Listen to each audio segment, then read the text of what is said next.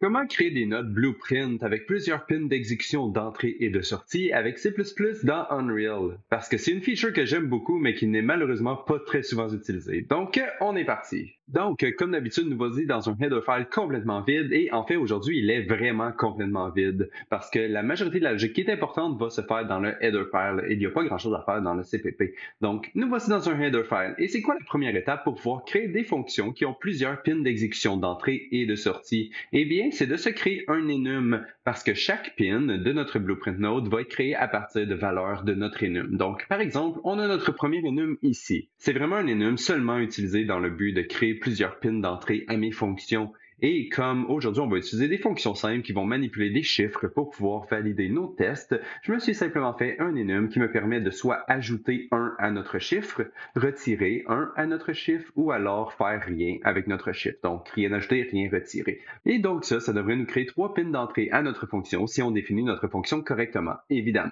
Donc, j'ai un premier enum pour mes pins d'entrée et ensuite, je vais me faire un deuxième enum pour mes pins de sortie. Et pour cet enum-là aussi, ça va être super simple parce que, encore une fois, on va simplement manipuler un chiffre et utiliser le chiffre pour valider si nos pins d'entrée et de sortie fonctionnent. Donc ici, je vais simplement avoir un enum qui va permettre de regarder si mon chiffre est even ou odd, donc s'il est pair ou impair. Et donc, on va utiliser notre premier enum pour modifier notre chiffre et une fois qu'il est modifié, on peut utiliser notre deuxième enum pour valider si maintenant le chiffre est un chiffre pair ou un chiffre impair et appeler la pin de sortie appropriée, évidemment. Donc voilà, on a un enum qui va nous permettre de créer des pins d'entrée et un enum qui va nous permettre de créer des pins de sortie. Et maintenant, comment on utilise ces enums-là dans la déclaration de nos fonctions? Eh bien, si je descends un tout petit peu juste ici, je veux me déclarer ma première fonction juste ici. Notre première fonction, c'est une fonction avec plusieurs inputs, donc je l'ai simplement appelée multiple input.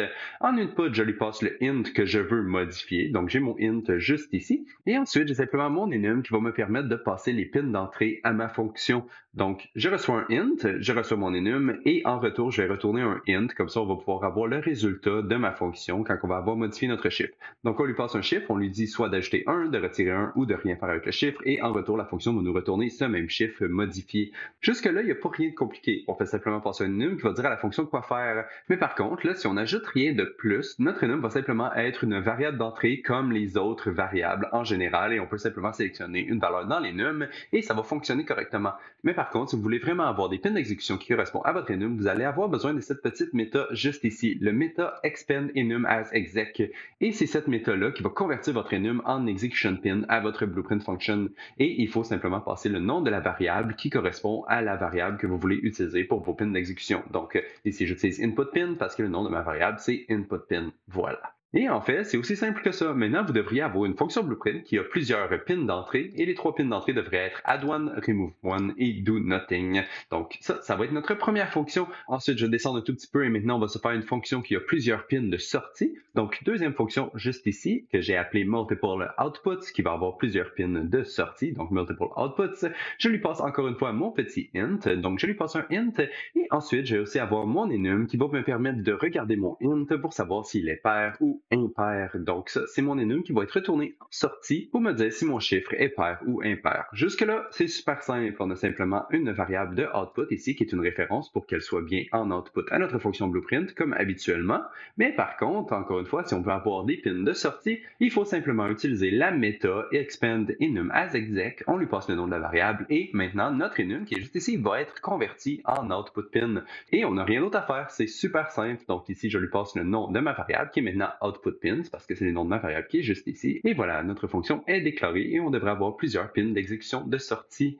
Mais par contre, c'est comment qu'on devrait s'y prendre si jamais on veut avoir plusieurs pins d'entrée et de sortie sur la même fonction? Eh bien, c'est ce que je vais vous montrer juste ici. Pour notre troisième fonction, on va avoir autant des pins d'entrée que de sortie. Donc, j'ai nommé multiple input and outputs. Je lui passe encore une fois mon int parce qu'on va continuer d'utiliser notre int pour nos tests. Et en return, je vais aussi retourner mon int parce que ça va être possible de modifier notre int à l'intérieur de cette fonction-là. On ne va pas seulement le comparer, on va faire les deux. Donc ici, avec nos input pins, on va pouvoir modifier notre int, comme on l'a dit précédemment, pour ajouter un, retirer un ou rien faire. Et avec nos pins de sortie, on va pouvoir simplement tester notre int s'il est maintenant devenu pair ou impair immédiatement à l'intérieur de la même fonction. Et encore une fois, on va utiliser la même méta, évidemment. Et cette fois, il faut lui passer les noms des deux variables qu'on veut utiliser comme pin d'exécution, donc soit le input pin et le output pin.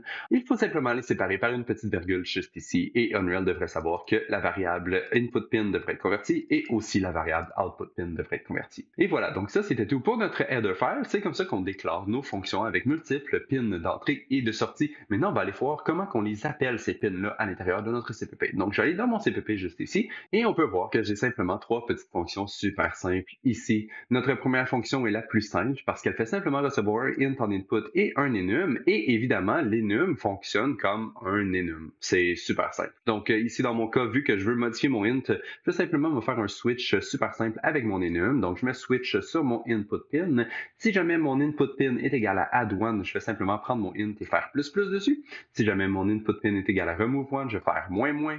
Et si jamais mon input pin est égal à do nothing, eh bien je vais rien faire. Et voilà, c'est super simple. Il me reste simplement à retourner mon int à la fin de ma fonction.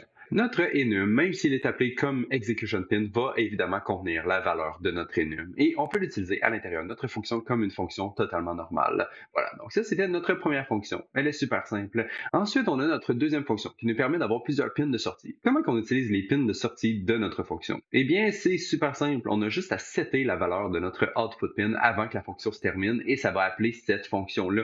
Donc, par exemple, ici, je reçois un int en input. Je vais me faire un petit if simple pour regarder si jamais mon int est pair. Donc, si my int modulo 2 est égal à 0, ça veut dire que mon chiffre est pair. Et dans ce cas-là, je vais simplement setter ma valeur de output pin pour dire que c'est un chiffre pair. Donc, is even juste ici. Et quand la fonction va se terminer, ça va appeler cette execution pin-là.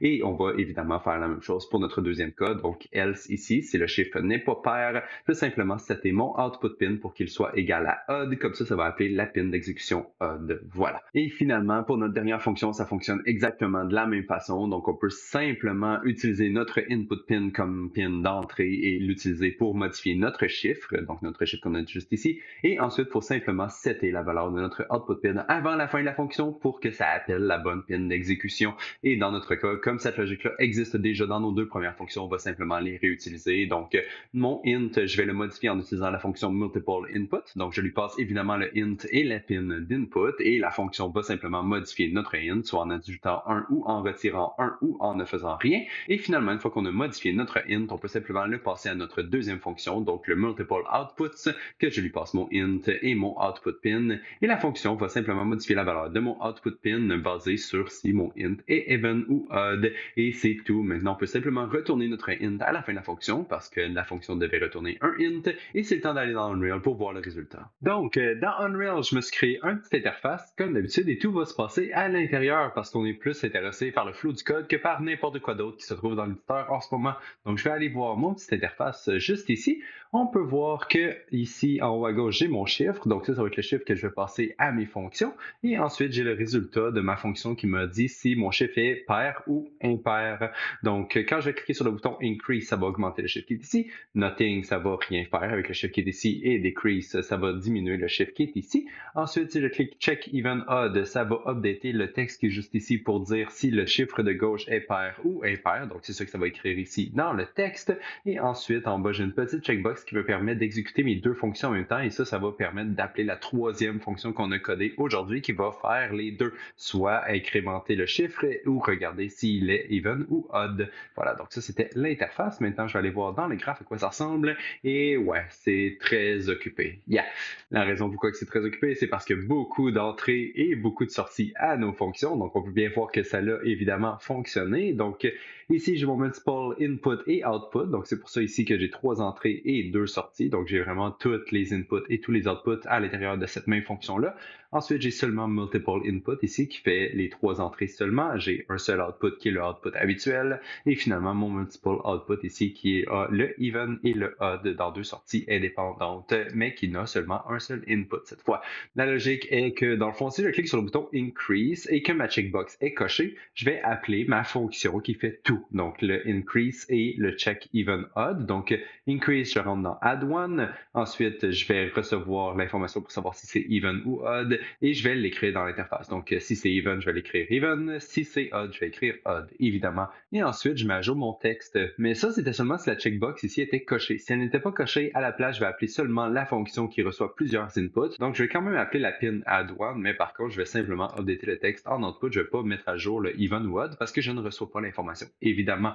Donc, ça, c'était pour le bouton increase. Pour le bouton decrease, c'est la même logique. Donc, si ma checkbox est cochée, j'appelle la fonction d'en haut, mais la pin remove cette fois. Sinon, j'appelle la pin remove de ma fonction qui est en bas et même chose pour le nothing. Donc, j'appelle la pin nothing ou j'appelle la pin nothing qui est juste ici. Évidemment, pour les deux fonctions, le int, je lui passe le int qui me provient de mon interface. Donc, le int qui me provient de l'interface, ici aussi et ici aussi.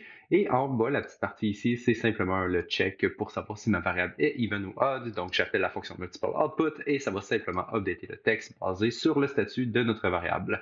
Bon, OK, ouais, il y a beaucoup de choses. Mais bon, vous allez voir quand on va rouler le code, ça va être beaucoup plus clair ce que ça donne parce qu'on va voir le flow d'exécution rouler. Donc, je vais rouler mon éditeur d'utilité widget juste ici et ensuite, je vais aller en haut et le sélectionner pour qu'on puisse voir le résultat. Donc, je vais sélectionner mon interface qui est juste ici et ensuite, on va voir ce que ça fait si je clique sur Increase. Et voilà, je clique sur Increase, ça va en false juste ici, ça se connecte dans Add One. Ça a été dans le false parce que ma checkbox n'est pas cochée, donc le double function n'est pas coché, donc ça s'en va ici. Ensuite, ça Add One et ça met à jour notre texte. Et maintenant, on voit que le texte est rendu à 0, donc je peux increase le nombre de fois que je veux, 2, 3, 4, 5, 6, 7. Je peux increase autant de fois que je veux. Ensuite, je peux regarder si mon chiffre ici est even ou odd. En cliquant sur le bouton ici, ça sort even. Parfait, je vais increase mon chiffre encore une fois et regarder une deuxième fois. Et voilà, maintenant, je suis odd.